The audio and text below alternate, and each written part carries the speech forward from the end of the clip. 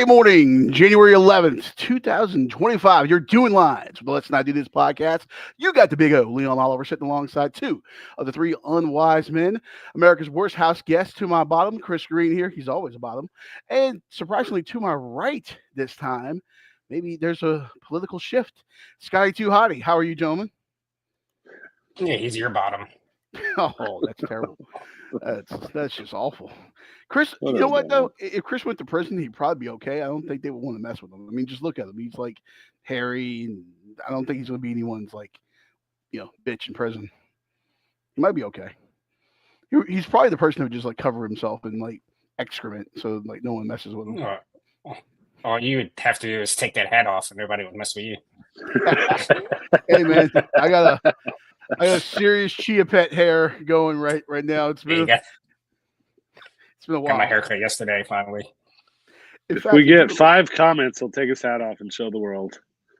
Yeah, no, it's been a while. If you would like to 5 times to sponsor my haircuts, you can send in a email to info@let's not do this podcast.com because Lord knows I do need them. All right, so we got a busy jam-packed day today. Big football day. We're reacting a little bit to the college football playoff semifinals. Of course, now we got a national championship game all set for the 20th. We got Notre Dame and Ohio State. Then, of course, we got NFL wild card action coming up this weekend. Did you guys notice the change in the wild card, the subtle change that the NFL did? What, the super wild card? Yeah, the super wild card is no more, which was the stupidest fucking thing ever. I thought it still was. No, it's just wild card now, and all their messaging and branding, they went back to wild card and dropped the super from it. When your premier event is the Super Bowl, probably not a good idea to put super in front of anything else. Just kind of diminishes that. That's just marketing 101 for you kids there. So yes, wild card weekend. And then of course we got college basketball games too. There's a lot of great sports, and we've all been snowed in, I think. So you can just sit and do nothing, drink alcohol because we can't drink Richmond. I mean, you can't drink water in this goddamn city. What are we on, like day 5 of a water crisis? We're not. Yeah, that's true. You two live out in the sticks. We're good. You two live out in the sticks is the one benefit. Us people that live in civilization over here are on day 5 of no water. So I like to think Scotty. Does that qualify as civilization since we're self-sufficient and you're dependent on the city of Richmond? Well, actually, we have our own water system here, which also screwed up because we're dependent on Richmond. Long story short, Richmond sucks, and blame them for everything. But hopefully we'll have a new baseball stadium soon if they don't fuck that up too. But yeah. So no water over here. Your boy is going straight bourbon for the rest of the weekend. That's what I'm going to survive on, bourbon and beer, because hey, beer has water in it. So that's how I'm going to survive, kind of like the Puritans did and stuff back in the day. But all right, he casually takes a sip from his bottled water. I know that's such a fuck you move. It really is. I actually applaud it. It was actually pretty gangster there. All right, so let's get into it. But before we do that, let's take a look and see how bad these picks are as we're coming down the stretch here toward the end of football season. Scotty, I believe you have the tally there for our marks. Yeah. Let's see. As he pulls that up there, I know last night. Last week was tough. Yeah, last week was tough, I think, for everyone. So this is last week's. I actually had a good week last week. I went 5-1. You two, not so much. I haven't counted the basketball bets into the totals yet. I'll do that once football season's over. But yeah, your only bet that you won last week, Leon, was the NBA. Surprisingly, so I didn't put your. Well, I've been a staunch advocate of the NBA for a long time. It's one of my favorite sports leagues out there. I'm really hoping for that. What did I say? Bucks Suns final. I don't even know. Bucks T Wolves final. I think it was. I don't know. Yeah, go NBA. Yeah. No, you said the Hawks. Oh yeah, there we go. I don't know. You picked the Hawks. They're all the fucking same. They don't play defense. They shoot threes. Yeah, they're all the same. Just change the color on the uniform. But yeah, last week, NFL, not pretty. I went 2-1. But yeah, week 18 is always rough. That's why I did some prop bets. Yeah, the Browns. That game was awful. Speaking of and then awful, Oh, go on. Saying in the college football playoff semifinals, fucking joke. Chris actually went 2-0. I went 0-2. I was on the right side of both bets, but we won't get into that. Leon 1-1. Sarkeesian, what are you doing, man? What is up with this trend that coaches have when it's fourth and whatever, second and whatever, no yardage? I mean, you're literally looking at the length of a Subway sandwich to the goal line or the end zone with teams going into the gun. I'll never understand it. It just befuddles me. I don't know what Texas was Well, doing. not only that, you brought in Arch Manning for one play the whole game. He should have been playing the whole game, but that's the whole nother conversation. But you bring him in first half, 4th and 1. He gets like 6-7 yards easily. And then you get down 1st and goal at the 2, 1st and goal at the 1, and you leave him on the bench. You get stuffed on first down, second down, you run just the worst play of the game, a toss that took forever, and they lost like 5-6 yards, I think. And then, yeah, game was pretty much over from there. They could at least covered there. They should have. Yeah.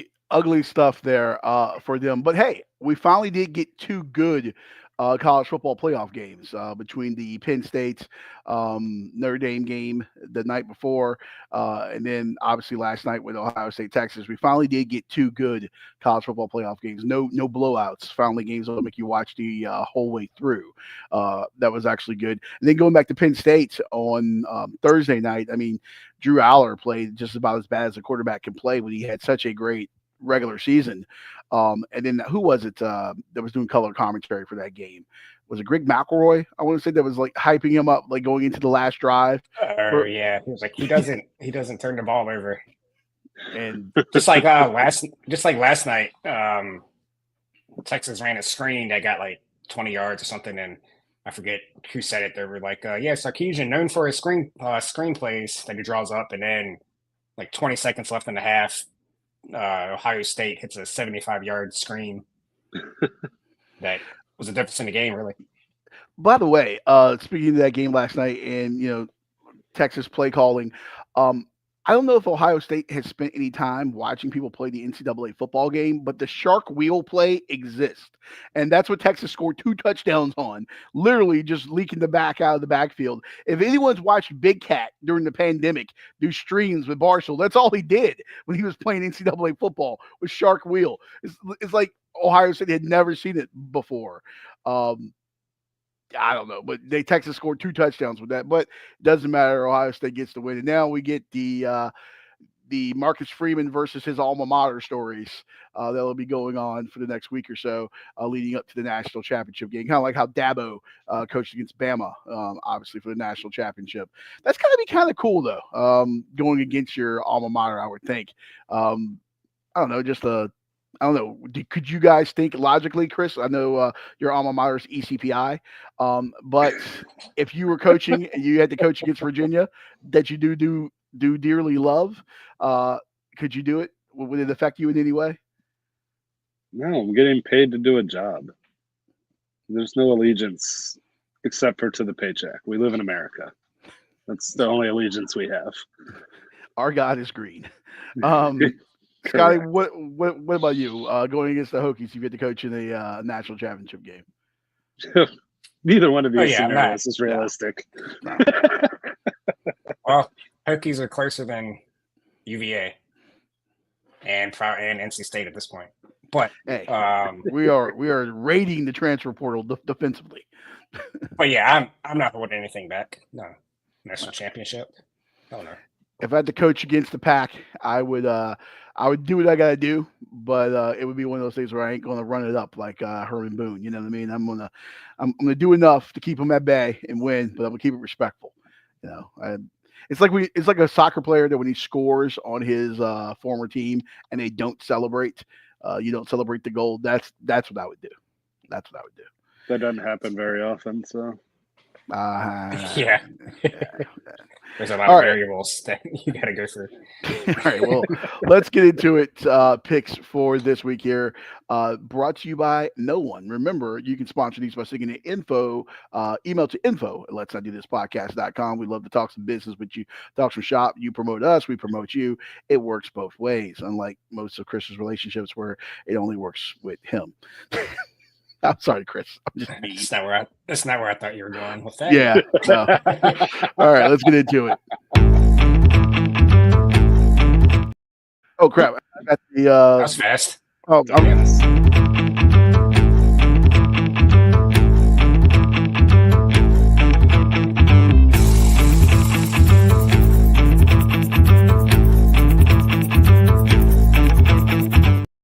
there we go. Sorry. I was trying to fix So something.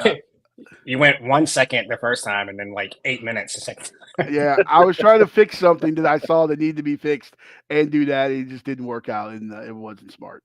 All right, well, let's get into it. NFL wild card action coming up first. Guess what? The Texans are in the wild card, and guess what? They're playing at 4:30. It's a tradition unlike any other. I don't have the graphic in front of me, but I think every time they've gone to the playoffs since like 2015, they've played the No, Saturday. in their whole history. Oh yeah, their whole history. Yes, they Yeah. played like the Saturday wild card at like 4:30 Eastern, Yeah. 3:30 Central. So a tradition like any other.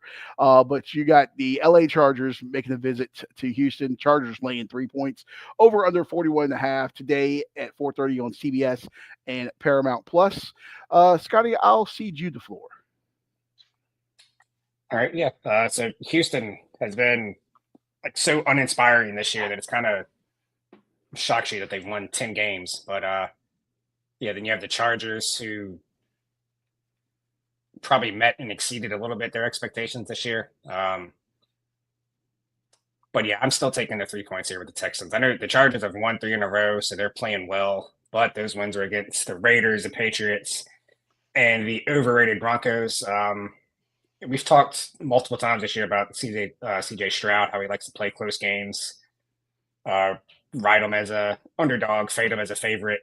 So I'm not going away from that now. Do the Chargers really deserve to be a 3-point road favorite? I don't think they do. CJ Stroud last year, his rookie year, won a playoff game. That's one more than Justin Herbert has won in his career. So yeah, I think Joe Mixon's going to have a big game. This is going to be a very close game. Might even see some overtime. So whoever the dog was going to be in this game was what I was going to take. So give me the Texans plus the 3 points. Okay, Scotty down for Houston +3. Chris? This game is exactly why they hired Harbaugh. He's going to have his team ready to go. Chargers big. It's not going to be close. Herbert's going to be slinging the ball all over the place. I think CJ Stroud, who had a fairly disappointing year, is going to disappoint again. Yeah, Chargers -3 should be pretty easy. This game, I think on paper, LA is a better football team. I think on the field, LA is a better football team.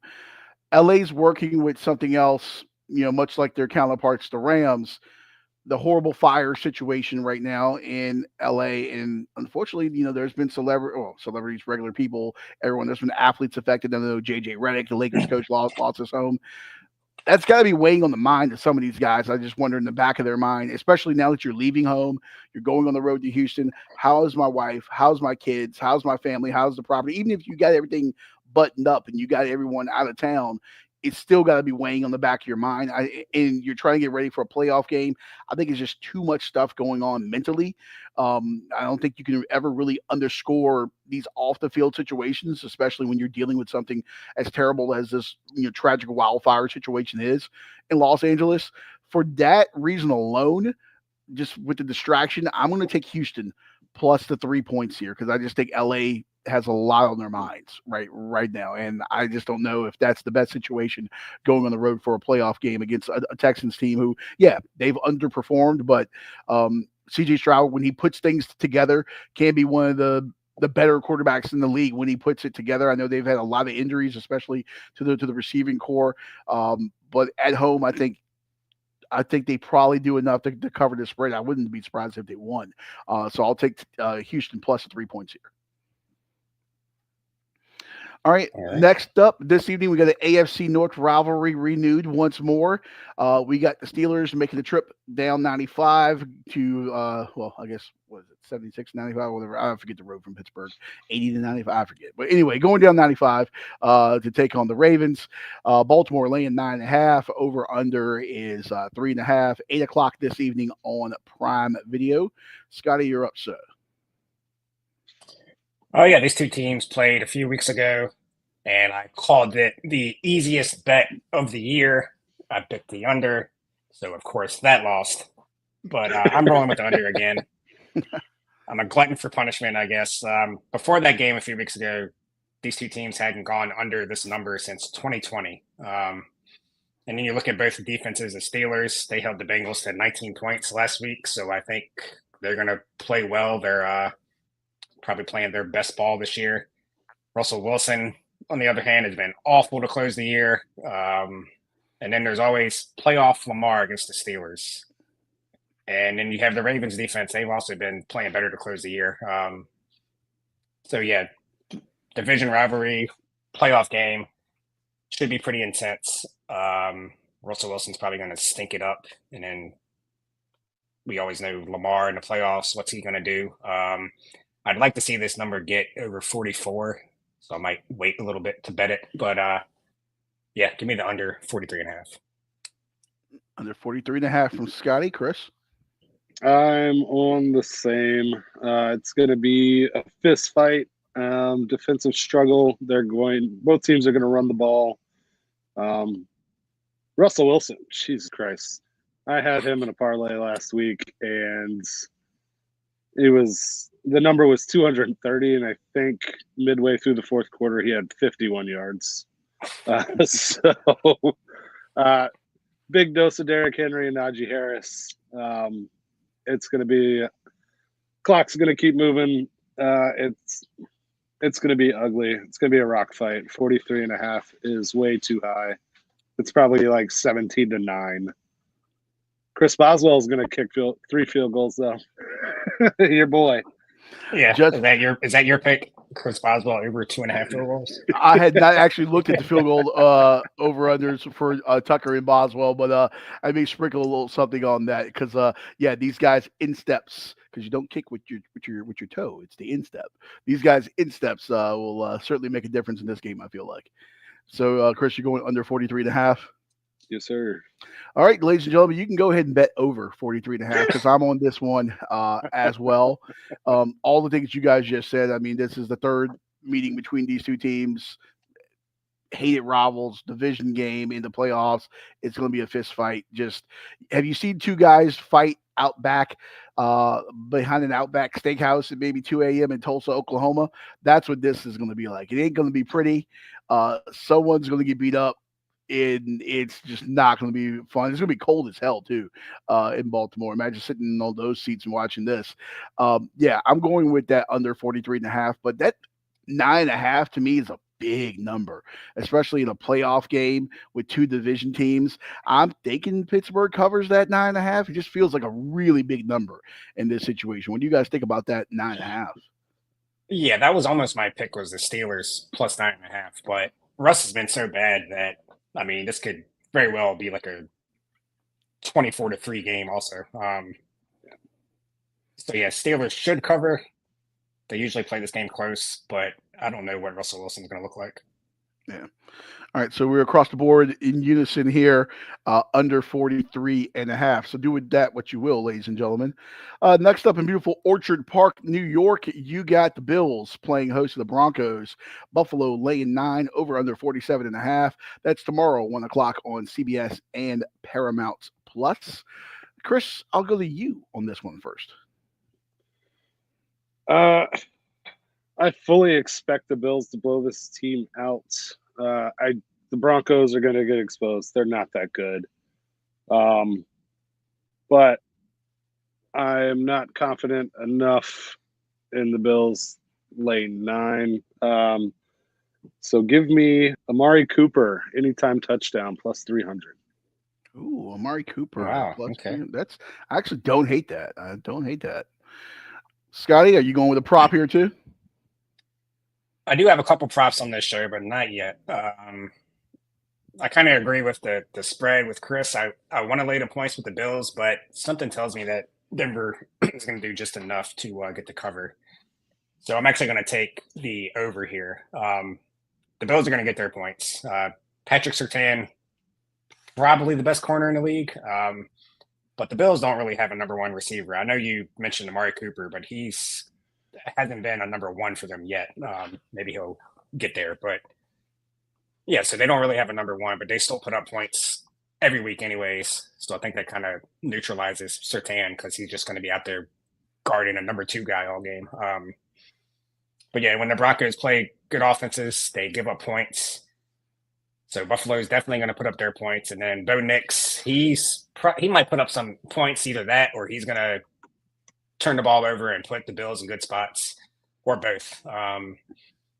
So yeah, it's a little bit of a high number, but I think they'll get there. So I'll take the over 47.5. I like Denver.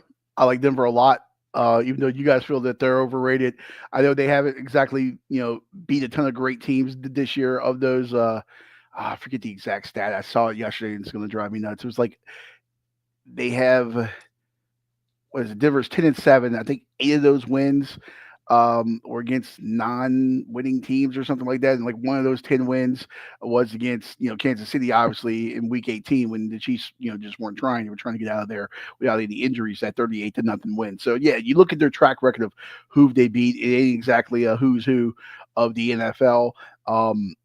I think Bo Nix is going to be a very good quarterback. I think he had a great rookie year. And I love Denver's defense, but I just think this is too early for them. I think this is a team that's a couple years away from going into Orchard Park and trying to get this win over Buffalo. It's going to be too much of a task. I love Denver's defense, but if there's anyone that can crack the code on that defense, it's going to be Josh Allen. And one big thing is Buffalo doesn't turn the ball over a ton. Josh Allen's had his turnover woes over the years, but they've really cut down on that this year. I think their turnover margin's like plus 24 or something like that. And when it comes down to it, turning the ball over in the playoffs, I'm going to take Josh Allen over Bo Nix right now. And you guys are right. He probably makes a key turnover here or there. That's going to be the difference. I actually think Buffalo covers this spread here. I wouldn't be surprised if they win by 2 touchdowns. I'm going to take Buffalo minus the 9 points at home against Denver. But you haven't heard the last of this Bronco team. I think they're just a couple years away. And just Yeah. for information's sake, it's supposed to be around 32 degrees, 20% chance of precipitation, 10-mile-an-hour winds during the game. That's cold up there. That's not going to be fun. Which, by the way, Chris, is that stadium domed? It is not. Okay. It is not. You had to watch. You had to watch Thursday's show to know that Chris doesn't know what has a dome. I hit my bet, though. I hit my bet. All right. Speaking of getting hit, I feel bad for the Packer fans that are traveling to the city of not so brotherly love, because I'm sure they're going to be hit with various things in the parking lot, mainly fist. Eagles at home laying 5 to Green Bay, over under 45.5 tomorrow, 4:30 on Fox. Chris, you're up again. I fully expect the Eagles to melt down. Jalen Hurts, is he playing or is he still in concussion protocol? Clear protocol. He's He's ready, stocked, locked, and loaded. He's ready to go. And AJ Brown's hobbled by something as well. It's hard to be off for 4 weeks now. Jalen Hurts hasn't played. Yeah, he's been down for a little bit. Hop back into it in a high pressure situation. Jordan Love got injured last week, but they said if it was a playoff game or a game of consequence, he would have came back in. Packers are healthier. I'm going with the Packers. Packers plus the 5 points there for Christopher. Scotty? Yeah, this is a tough one for me. A few weeks ago, the Packers were looking like contenders. I went and put a future on them, and then they just look like shit ever since. So maybe it was my fault. But yeah, last week I know Jordan Love went out, but they were trying to win that game. They still should have been able to beat the Bears, and we didn't. So I don't know. I don't like the vibe with them. But then everything Chris said about Jalen Hurts, it's been almost a month since he's played. So I expect Since him he's been to able be to do rusty. anything, because you Yeah, can't yeah, practice with concussion protocol either. yeah. So I so I guess maybe an under would also be a good bet, but I am going to go with a prop on this one. Packers give up the third most receiving yards to running backs this year. Ooh. Saquon's number is 12 and a half. Oh, So I'm that's going to low. take the over. Hopping on Yeah, I'm that real taking the quick. over 12 and a half receiving yards for Saquon. I'd imagine that's probably going to go up. But he has went, the reason why it's probably so low, he's went under this number the last 5 games. But you got to think they were trying to get Saquon that 2,000 yards and all that. So now that's all out the window. You're not worried about your numbers. You're going to do whatever you can. They're going to throw at least a couple balls to Saquon, especially with Hurts coming back. We'll probably see some checkdowns, try to get him in a rhythm. All he needs is one. You could probably run backwards and get 13 receiving yards. Yeah, I just think that number is too low. Like I said, playoffs, do whatever you got to do to win. I think Saquon will get a couple catches and get over that 12 and a half.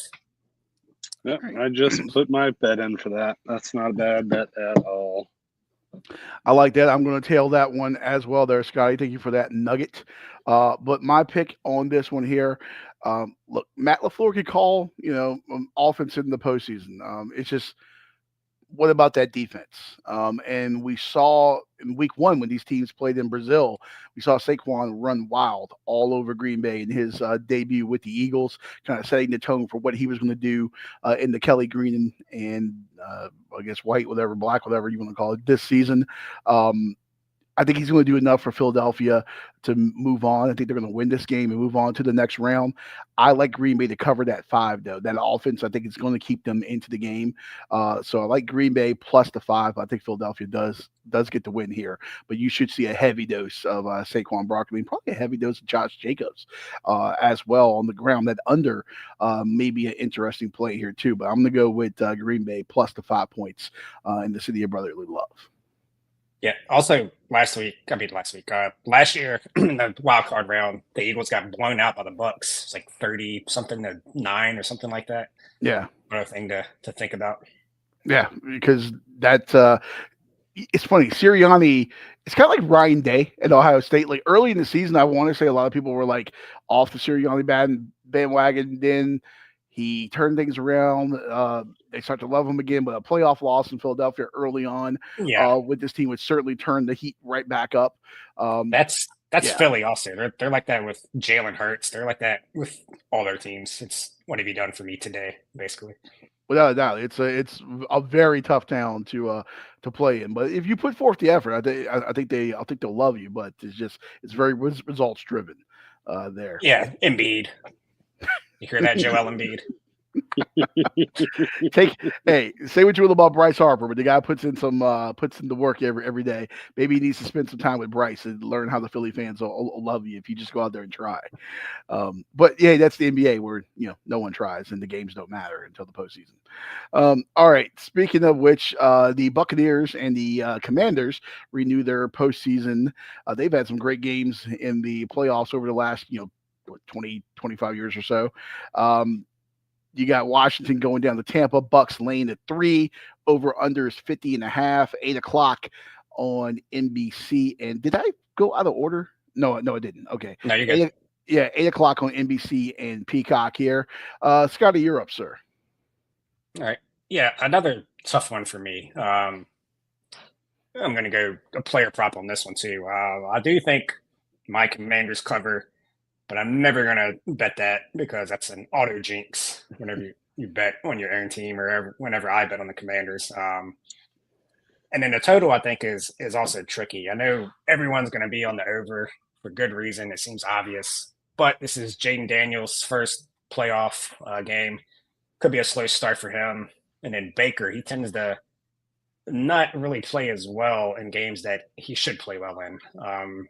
He likes to be the underdog. So I could see both quarterbacks having a slow start. So staying away from the total also. But I'm going with Jalen McMillan over 50. Yeah, 53.5 is where I got it. Jalen McMillan over 53.5 receiving yards. Marshawn Lattimore's coming back, so while him and Mike Evans are elbow dropping each other, that's going to open things up for him. Yeah, McMillan's become the clear number 2 option. He set his over in 6 straight games. Yep. I Sainer still for us has been playing well. I'm sure he'll be on him a lot, but I still think he can get some yards. And then if St. Juice ever gets on him, he could get 50 yards in one play on that scrub. So there's going to be a lot of passing yards at some point. And Evans, historically, I don't know how healthy Lattimore is, but Lattimore shuts Evans down more times than not. So he's got to throw to somebody. And it's been McMillan the last month and a half. So yeah, give me over 53.5 receiving yards for McMillan. Nice play. I do like that. Chris? I am also staying away from the spread and the total. I'm going with Terry McLaurin anytime touchdown plus 115. He's been on fire. He is clearly Jaden Daniels' favorite receiver, and I don't expect that to stop anytime soon. McLaurin's been amazing in the red zone, so let's go with that. Anytime touchdown, Terry McLaurin plus 115. Okay. Nice. I think this is the case of where the wrong team is favored. Washington Don't 12 do and this to 5, us. Tampa 10 and He's 7. doing this on purpose, Bucks. motherfucker. Bucks winning the putrid NFC South. Listen, I think Tampa is going to this could be a situation where Jaden Daniels has a big game. I think if Tampa tries to step up and stack the box, stop the run, this is a situation where he can make a play with his arm and his legs. And if the Bucks drop guys back and try to play coverage and stuff, he's going to make some plays on the ground. So I think Jaden Daniels, of course, is the X factor for Washington. I think I'm not a big believer in Tampa's defense. I do like Washington's offense a lot here, and Baker Mayfield, while he's had a great year, I don't trust him still into the postseason. I know that's saying something. The rookie quarterback, making his first postseason start on the road, but Daniels is that guy. He's just a freak, and he's going to be one of the best quarterbacks in the league for a while, I believe. I'm going to take number 5 under center in the burgundy and gold, whatever, and go at Washington. I'm going to take the Commanders plus 3, but I think they win this game outright. Actually, I like Washington a lot in this game. I agree with you, but I also hate you because he's doing this on purpose. Yeah. But I do like Jaden Daniels. That was almost his rushing prop was almost my pick. Week 1 when we played, he had 88 rushing yards against him. He's been running a lot more to end the season. Playoffs, he's going all out.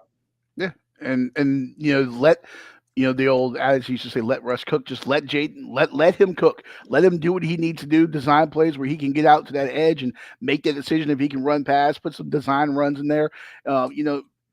Having in today's NFL, obviously, I mean, we're not inventing the wheel here. Everyone knows this, but having a quarterback that can make plays with his feet and not just evade the pressure, but actually become a weapon and run the ball, and that's another guy you have to account for. And I mean, that guy is a tremendous athlete, and he's got the wheels, he's got the arm, and he makes good decisions. You don't see a lot of the really dumb rookie mistakes from him. And I think that offense trusts him. They rally around him. I know they didn't name captains during the season. They just named captains going into the postseason. Now, obviously, he's getting a captaincy for this game, and well deserved. I think they've rallied around this kid, and he's one of the respect of the locker room and the league. And I think it's going to be a coming out party for him. Not everyone knows what he can do, but especially in the playoffs on the national scale, if people haven't been paying attention to him, I think they will after this game. I hope you're right. Yeah, me too. Next up here, we got the Monday night game. We got the Vikings at the Rams, but this has been relocated to Glendale, Arizona, home of the Arizona Cardinals at State Farm Stadium there. Minnesota laying the 2.5. Rare situation where the road team is favored in the wild card game. Minnesota laying the 2.5. against the Rams, over under 47.5. Monday, 8 o'clock on ESPN, ABC, and ESPN Plus. Scotty, I'll start with you. All right, yeah. The Vikings, they were playing for a 1 seed last week, and now they are on the road, even though it's in Arizona.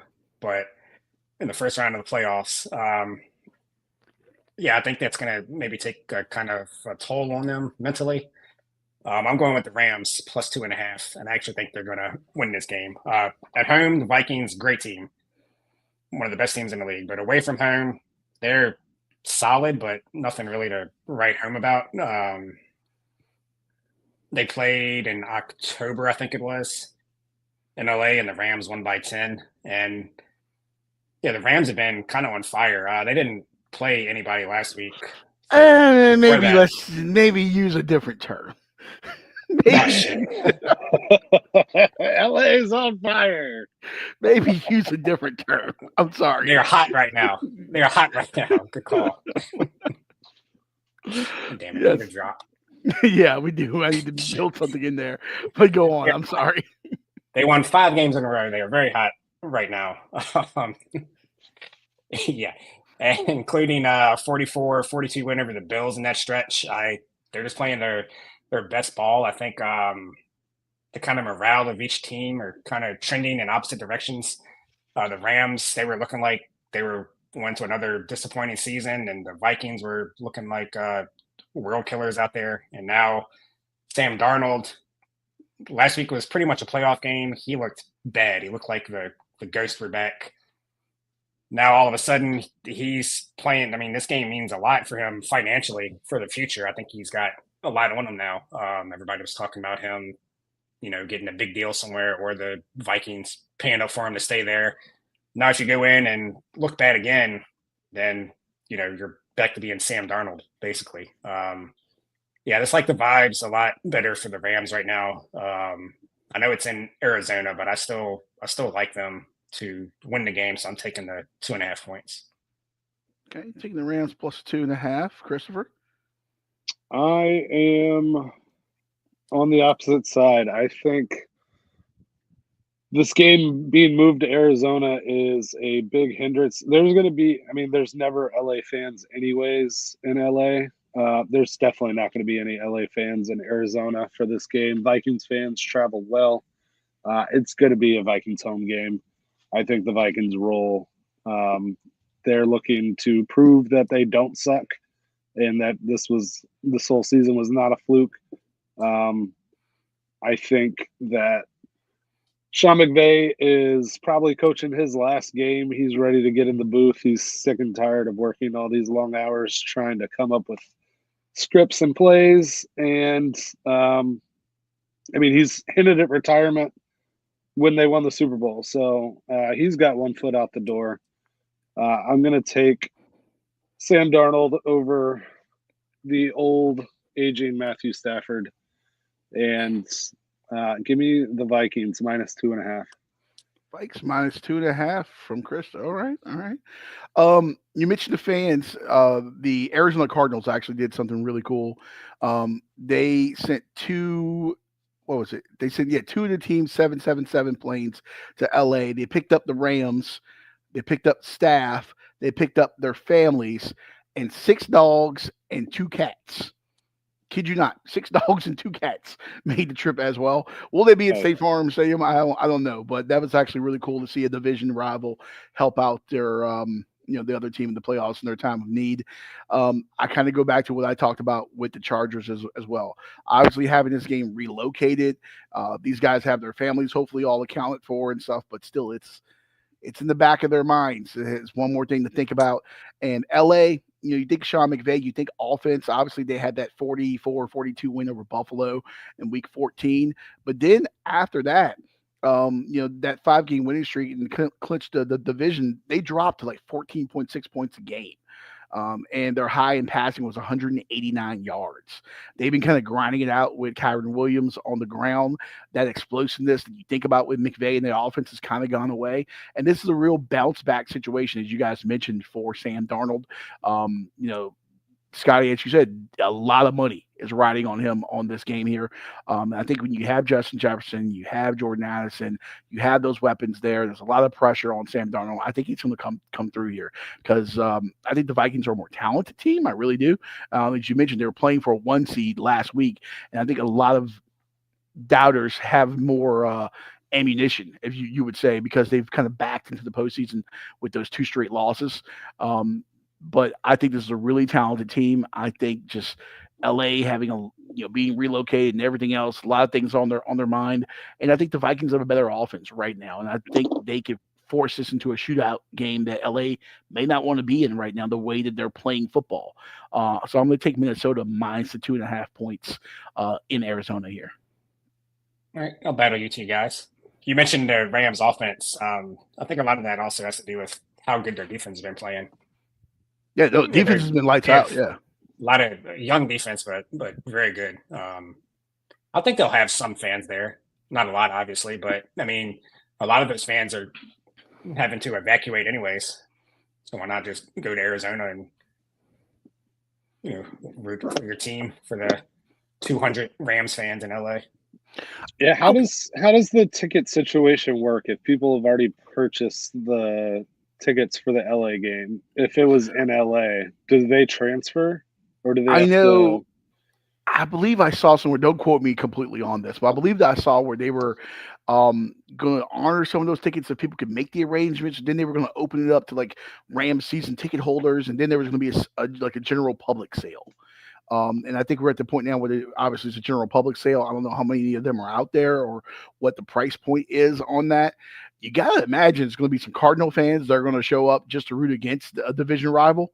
Obviously, Rams Cardinals isn't the same intensity as like Rams 49ers, but still it's a division team.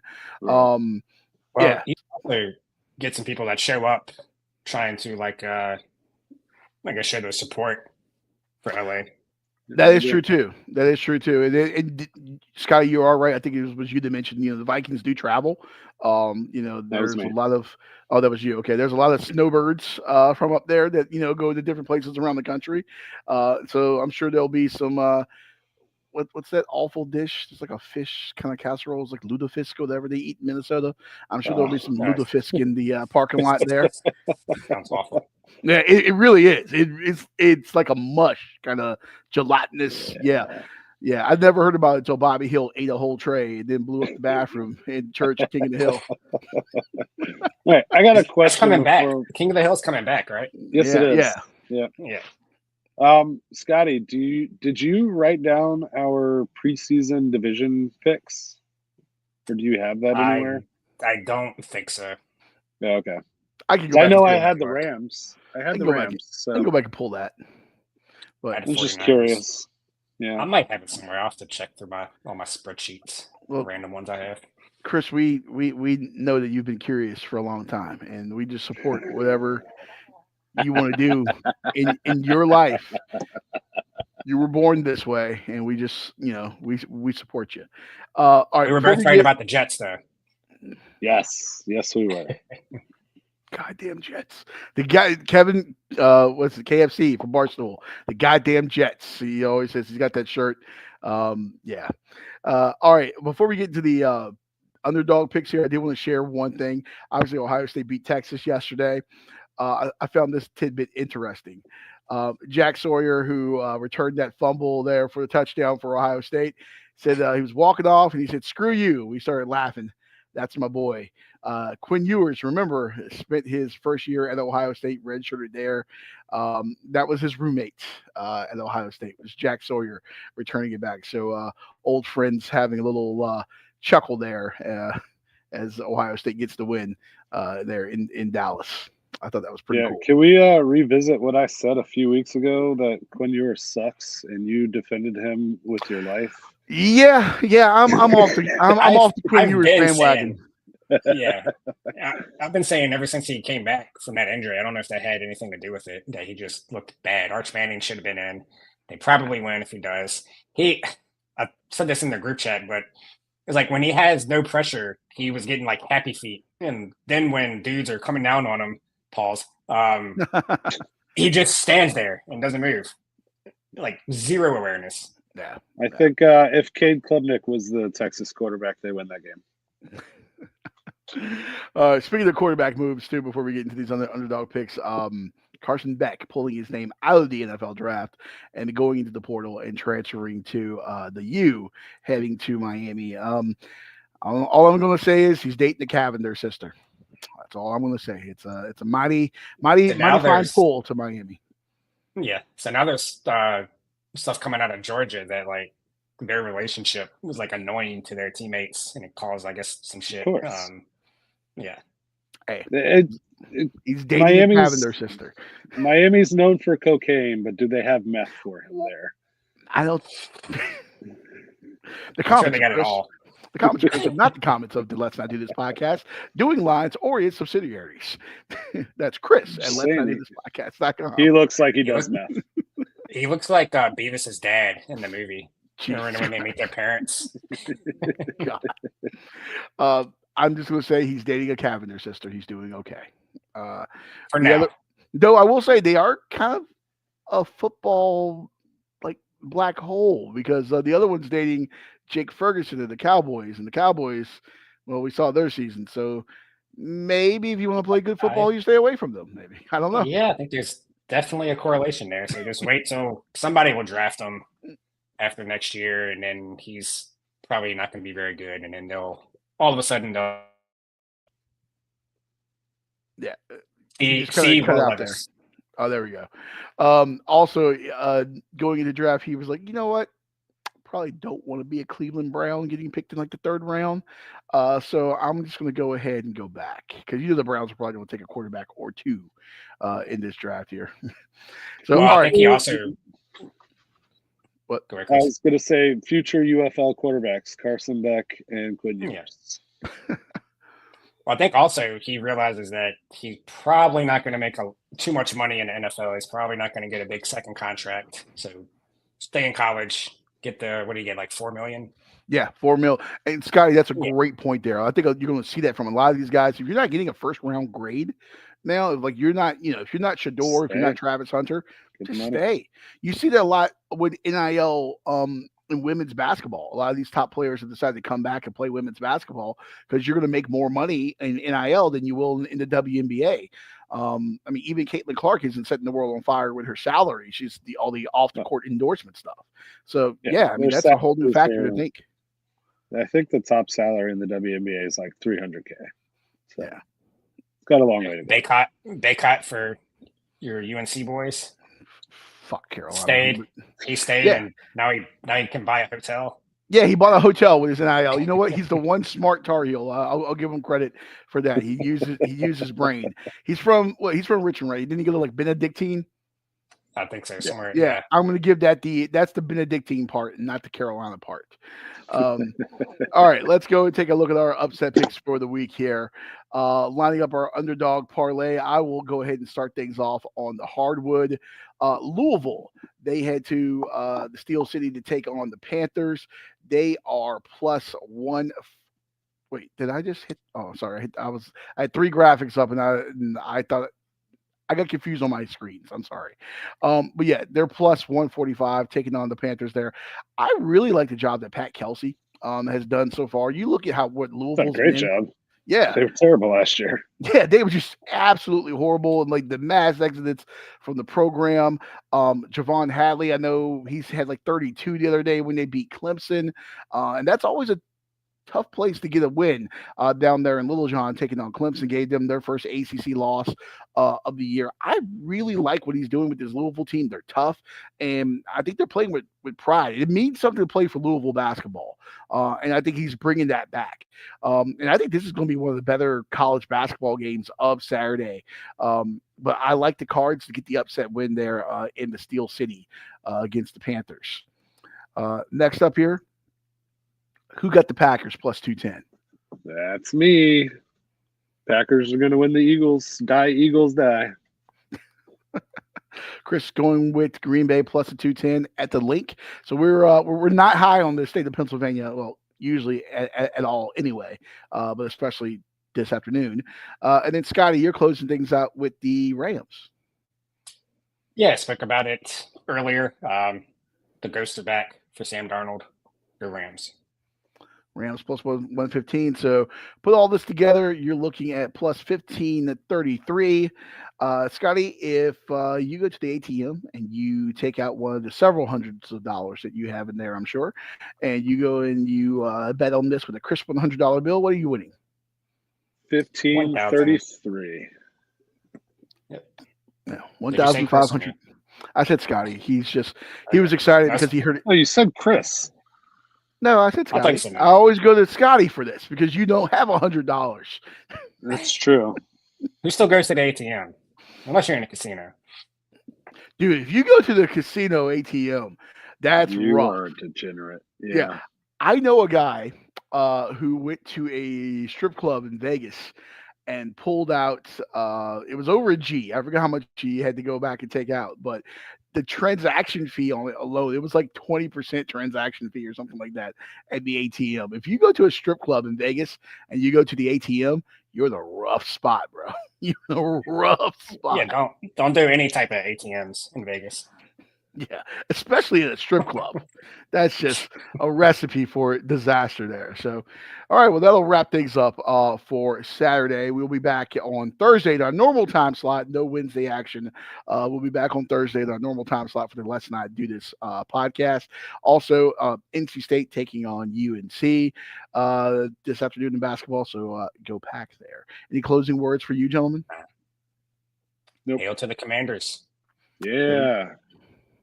Make me look good there, Commandos. All right, we'll see you guys Thursday, 6:45, right back here for the Let's Not Do This podcast. Until then, aloha means goodbye.